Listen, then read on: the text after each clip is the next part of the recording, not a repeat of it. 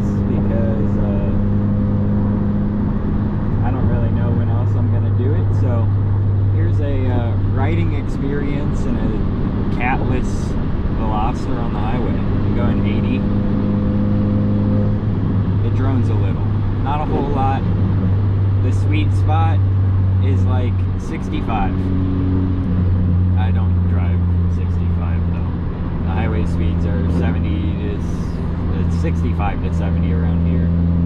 But you know, I'll probably cut all this out. I'm just kind of rambling right now.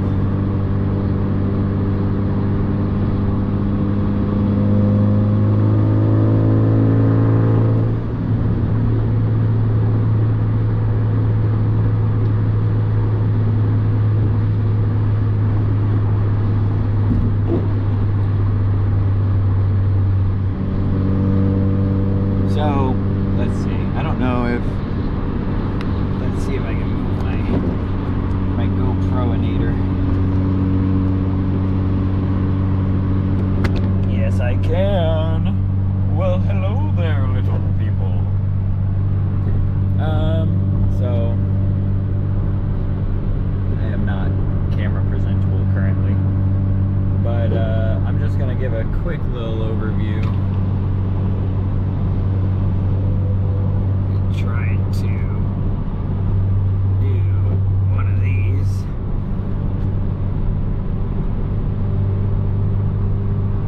Okay, so my Veloster is a 2013 turbo, 1.6 liter, 1591 cc's, so like just under 1.6 liters.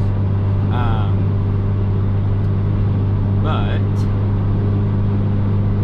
so this thing has a whole lot done to it. One of the biggest things is last year, so right around 147,000 miles, it didn't quite drop a valve, but the valves had so much carbon buildup on them that the engine just absolutely wanted to not run. It didn't grenade itself, but if I had kept running it, probably would have dropped a valve into a piston, because this is an interference engine, in case you didn't know. And so I took that and used it essentially as an excuse to build the engine. So right now it has the Tork 1.6T Ultimate Kit, which is pistons, rods. So for the pistons, it swapped from a 9.5 to 1 to an 11 to 1 compression ratio, thermal coated pistons. The rods they were replaced with the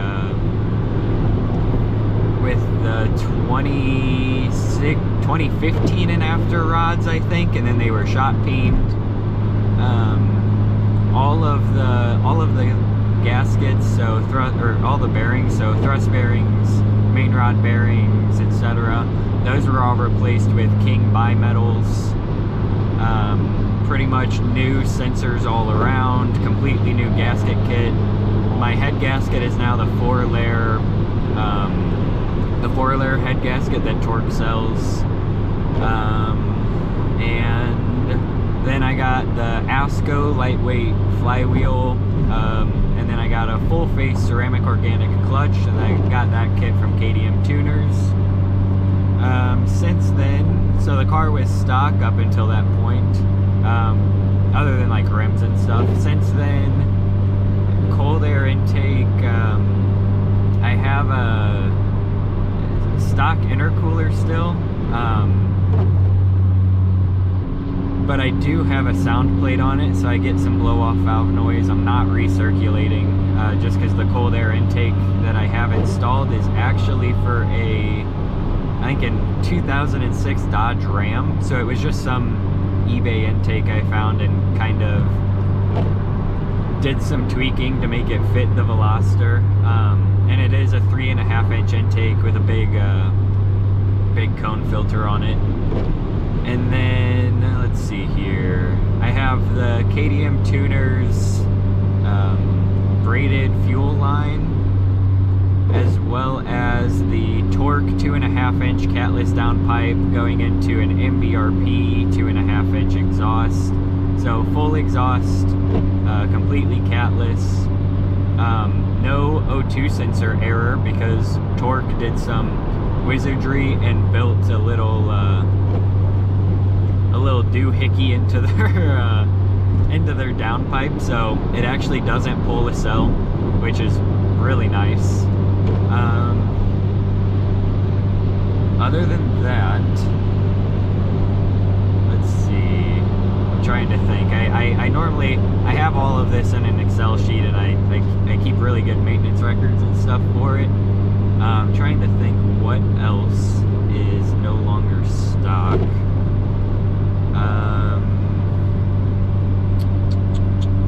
I think that might be it for right now. I have a lot in the works. I have a short throw shifter on the way, as well as a rear torsion bar, front brace, 2-point strut coming in, some shifter cable bushings I got coming in as well.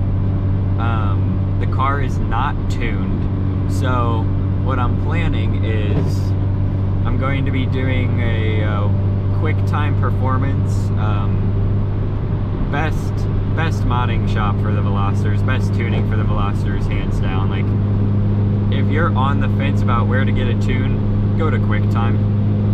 He will by far be the safest and most reliable tuner out there. I highly recommend him. And, like, I message him on Facebook and Instagram all the time just for like tips on what I should be doing next or what I need to be doing, and he is the go-to guy. Like, he'll lay it out for you clear and simple, like upgrade path with as little upselling as possible. Like, just a great guy, absolutely love him. So with him, I'm going to be doing his, I'm thinking I'm going to get a 2-gallon water meth kit, and I'll be installing that sometime soon. And then I'm currently in the process of designing my own front mount intercooler kit using the Treadstone TR8L core, which is a low pressure drop core.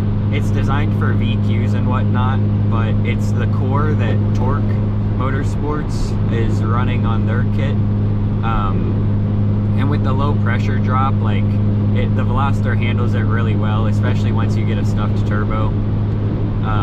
So I'm currently designing my own intercooler kit around that, as well as a new front crash guard to kind of hold it up, because it's a little heavier than some of the other intercoolers out there. I think it's right at 22 pounds. So it's not like overly heavy, but a little heavier than I would like to just have it mounted to the to some of the brackets and stuff up there. So currently designing a front crash guard. I don't really know what it's called. It's just the big thing that runs across the front of the car and kind of ties the two sides of the unibody together. So water meth, front mount intercooler, and then let's see, what else? I need to get a little copper action up here.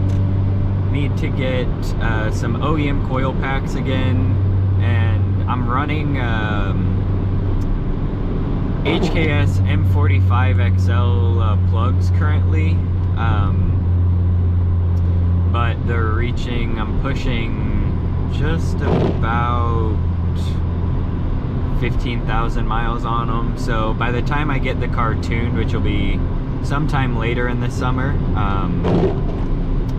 then I'll probably need new plugs as well. And then I'm probably going to be doing the Deutschwerks. Oh nice, just a flat tire, cool.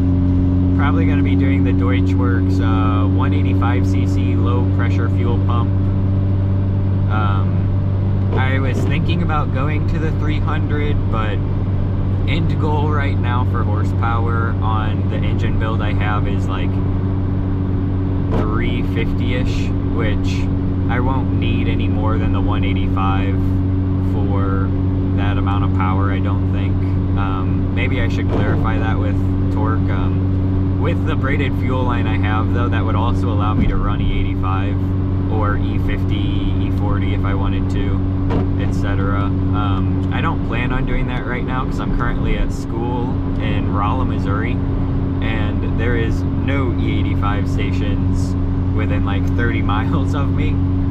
And as you can see, I run my tank pretty empty most of the times. I try to be on top about it, but running E50 or E40 or whatever would kind of make me have to be a little bit more reliable with it, and just with how everything is right now, I don't necessarily want to do that. So I'll probably get it tuned to 93 and just do that.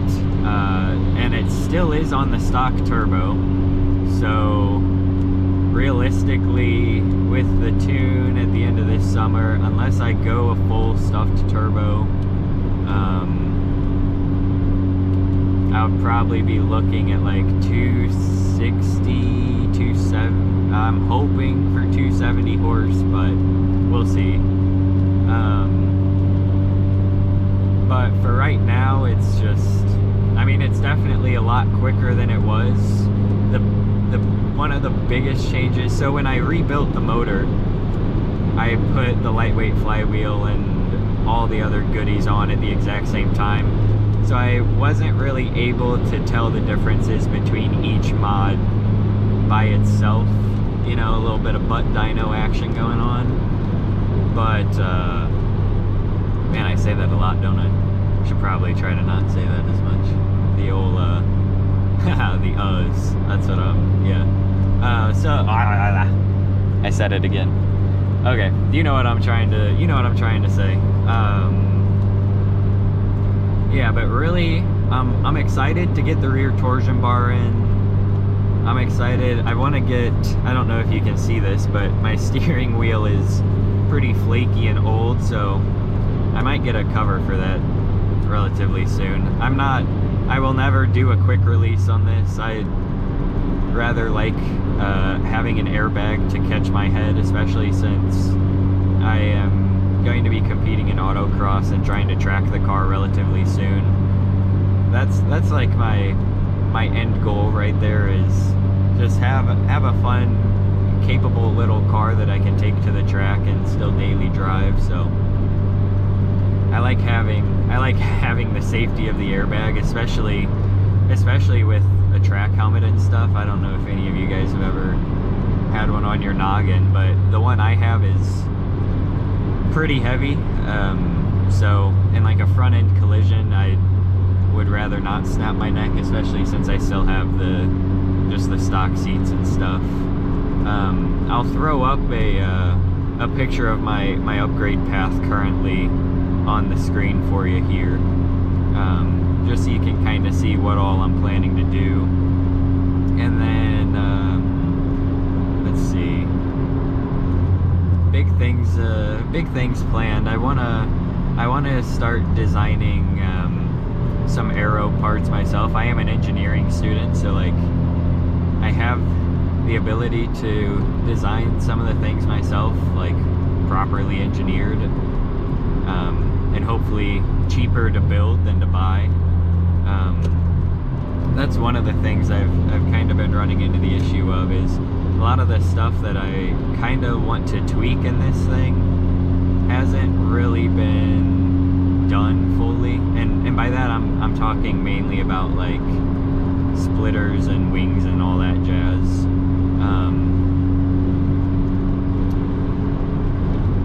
Yeah, so I mean that's pretty much it. I know this drive hasn't really been very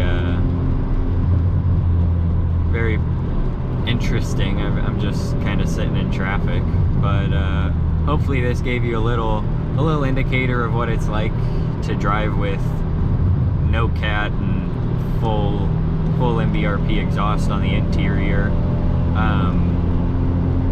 It's rainy, so I can't roll the windows down at all, but if I were to roll the windows down, the blow-off valve is loud and it likes sneezing.